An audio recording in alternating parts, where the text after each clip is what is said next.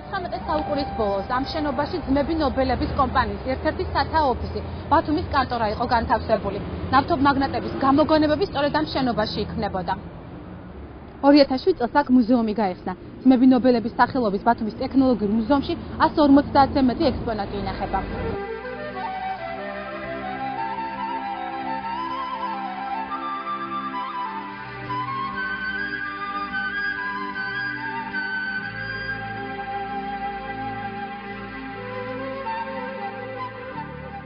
იმყოფებით ძმები ნობელების სახელობის ბათუმის ტექნოლოგიურ მუზეუმში და ეს სწორედ ის შენობაა, სადაც აი ამ პიროვნებებს ადრე ჰქონდათ ბათუმის ოფისი, ეგრეთ წოდებული ბატონსკაია კანტორა.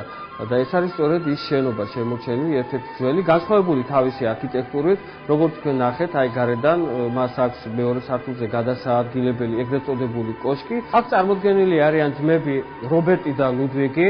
ისინი ძალიან მჭიდროდ იყვნენ დაკავშირებული ბათუმთან და რაც საინტერესოა, მათ დიდი წვლილი მიუძღვით ასევე ბათუმის პორტის მშენებლობაში. არაერთი დოკუმენტი არის შემორჩენილი იმისა, ისინი როგორ ათვალიერებდნენ ამიან პორტს და იძლეოდნენ თავიანთ რჩევებს და რეკომენდაციებს, თუ როგორ და სად უნდა მოეწყოთ ნავმისადგომი, როგორ უნდა გაკეთებულიყო ეს პორტი.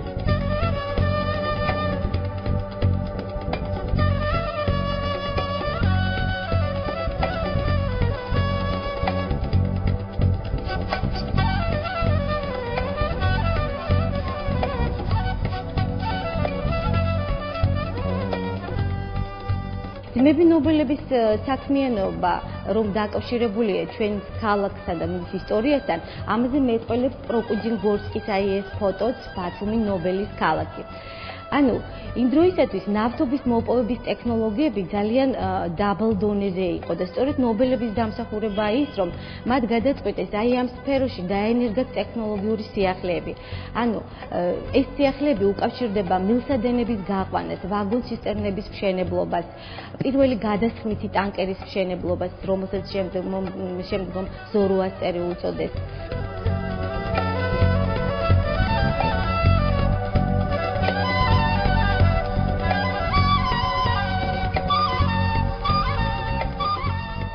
პირველი გადასხმითი ტანკერი შავი ზღვით გავიდა ევროპაში.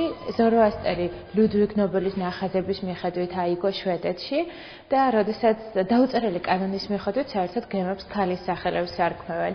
და როდესაც ლუდვიგისთვის შეუთავაზებინათ, რომ რა კითხვანი გაკეთებულია იქნებ თქვენს შედევრს დავარქვათ ლუდვიგიო, მაშინ თქვა რომელი ლავაზმანი მე მიპოვეთო და ზოროასტრიზმთან კავშირში ზოროასტერი აირჩია.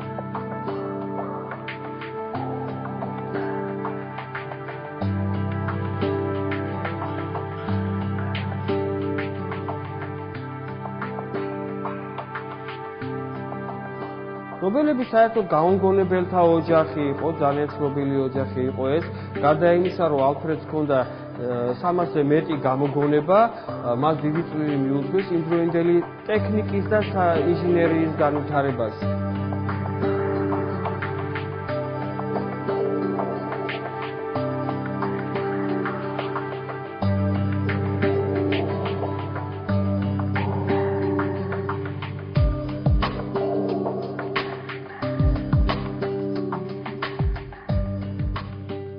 ნობელებმა როჩილდებთან ერთად გაიყვანეს ბაქო-ბათუმის ნავთსადენი მილი. ეს იყო დაახლოებით 835 კილომეტრის სიგრძის მილსადენი, რომლითაც წელიწადში 900,000 ტონა ნავთი გადაიქაჩებოდა.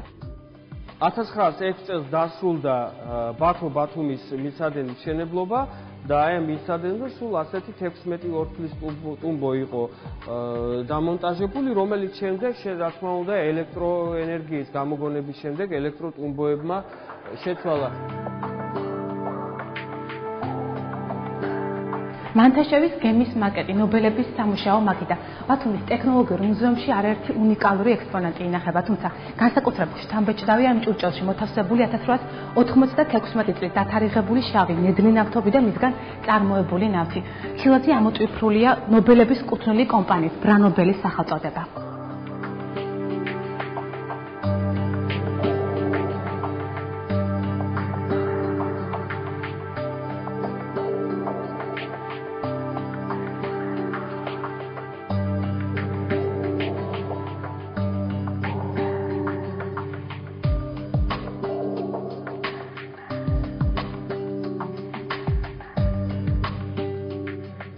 ბათუმს ჰქონდა პირველი ნავთობის ისტორია კასრებით ხდებოდა და დიდ ხის კასრში ორი ესეთი მეტალის კასრი ჩადიოდა, ორჯერ 16 ლიტრი და ესე გადაქონდათ ნავთობი ევროპაში.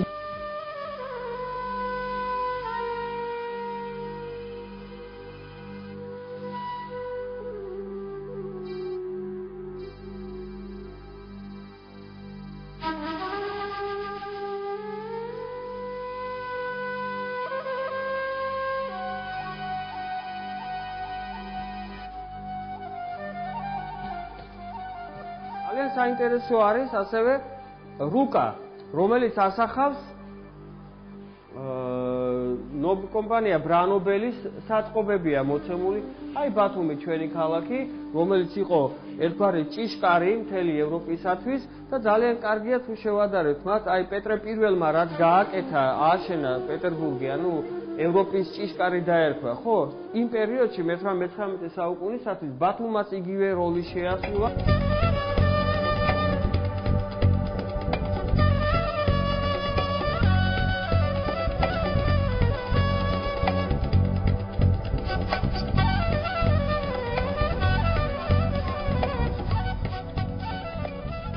ჩაქვსა და კაპრეშუმში ამ დღეებში 28 ჩინელი ჩამოსვლა, რომელთა 700 ფუთი ჩაის თესლი ჩამოუტანიათ.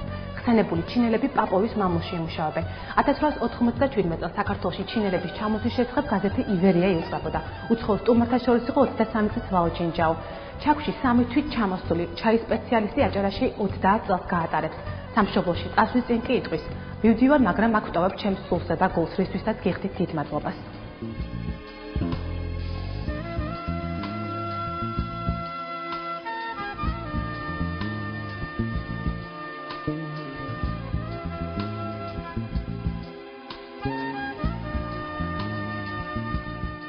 მუზეუმში ინახება ლაოჯინჯაოს პირადი ნივთები, ეს გახლავთ ბრინჯის თასი, ეს იყო 20 კაციანი სერვიზი და ლაო, როდესაც დაბადების დღეზე მიდიოდა ვინმესთან სტუმრად, ამ სერვიზიდან ერთ დეტალს ჩუქნიდა. ეს არის ბილბორდის საწყისი, ჩინურ წარწერას მიმსგავსებული რუსული ტექსტი, სადაც წერია, რომ გემოთი და არომატით უტოლდება ჩინურს. 1900 წელს ქართული ჩაი პარიზის მსოფლიო გამოფენაზე წაიღეს და ნიმუშებს უსასყიდლად არიგებდნენ. ძალიან დიდი მოწონება დაუმსახურებია. ლაო საერთოდ ოქროს მედლით დააჯილდოვეს. ჩაქვის ჩაის პლანტაცია და ბერძენი ჩაის მკრეფავები. ეს გახლავთ სერგეი პროკუდინგორსკის ფოტო და სერგეი პროკუდინგორსკი იყო ფერადი ფოტოგრაფიის ერთ-ერთი პირველი დიდოსტატი.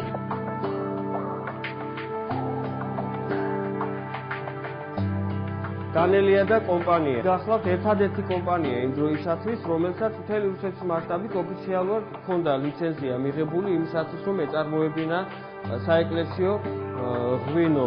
საოჯახო ტექნოლოგიას ითვალისწინებდა ეს ღვინო და იყო თაფლის ფიჭით დამტკბარი.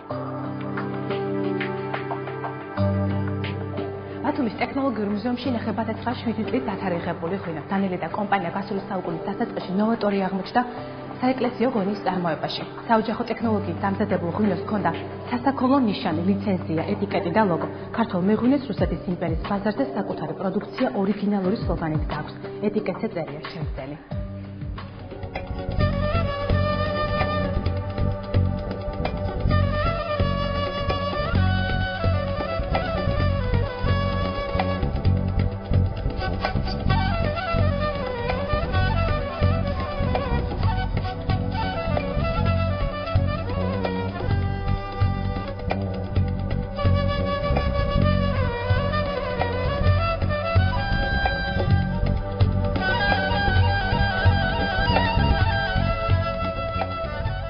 მუზეუმში ინახება ბათუმში მოღვაწე ცნობილი ფოტოგრაფების მიერ გადაღებული ფოტოები, რომელიც თავის დროზე ფოტოატელიეს რეკლამას წარმოადგენდა.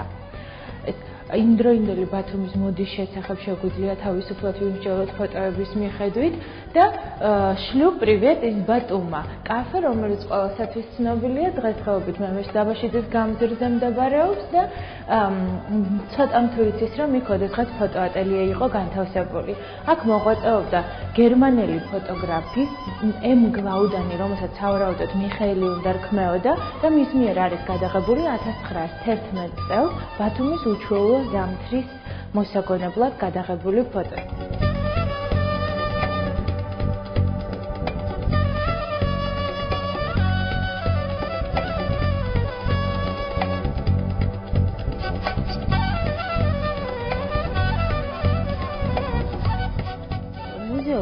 არაერთი საპატიო სტუმარი მიუღია. მათ შორის იყვნენ, რა თქმა უნდა, შვედეთის ბიზნესის ისტორიის ცენტრის წარმომადგენლები, კერძოდ ლუდვიგ ნობელის შთამომავალის შვილიშვილი, რომელიც აღფრთოვანებული დარჩა ჩვენი მუზეუმის დათვალიერებით.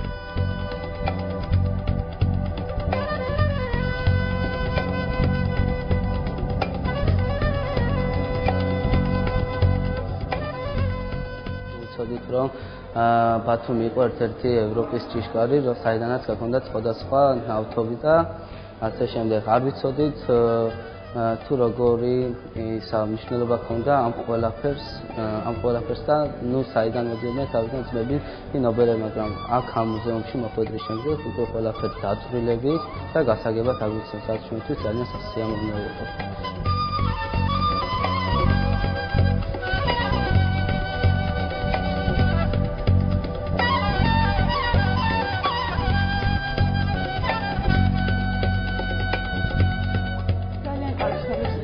მოვაკეთეთ, მართლა ძალიან საინტერესო ექსკურსია იყო და იმედი მაქვს, რომ ხშირად იქნება ესეთი ექსკურსიები, რადგან სწავლა ყოველთვის არ არის სრულყოფილი და მას სჭირდება უფრო გაღრმავება. ყველაზე მნიშვნელოვანი, რა თქმა უნდა, ბათუმის ისტორია ძალიან მნიშვნელოვანი არის. ნობელზე ვიცოდი რაღაცები, მაგრამ უფრო ძირფესვიანად გავიგე, ასევე ჩაის კულტურაზე თუ სხვა მრავლებზე, რაც მართლა ძალიან საინტერესო იყო.